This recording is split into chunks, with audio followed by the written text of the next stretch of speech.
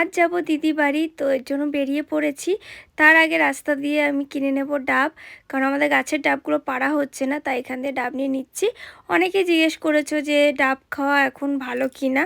আমার ডাক্তার তো আমাকে বলেছে যে ডাব খেতে পারবো, তার জন্য কিন্তু আমি ডাব খাই।